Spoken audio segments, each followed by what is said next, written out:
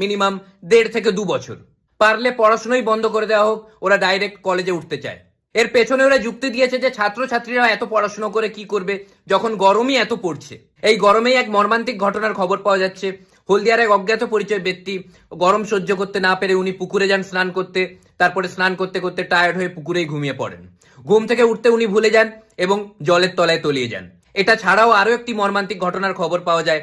এক ব্যক্তি এই গরমে মানসিক ভারসাম্য হারিয়ে ফ্যান না চালিয়ে ফ্যানের নিচে নিজেই ঘুরতে থাকেন এবং ঘুরতে ঘুরতেই উনি দুনিয়া ছেড়ে চলে যান। সবংয়ের গুন্ডুতের গুরুপদ গুছাইত এত জল তেষ্টায় ভোগেন, উনি জল খেতে খেতে গ্লাস খেয়ে ফেলেন এবং গ্লাস গলায় আটকে উনি মারা যান। পুরো পরিবারের মধ্যে একটা শোকের ছায়া, কেননা গ্লাস নতুন ছিল। এত গরমের মধ্যে নিজের শরীরকে সুস্থ রাখুন, নিজের শরীরের যত্ন নিন।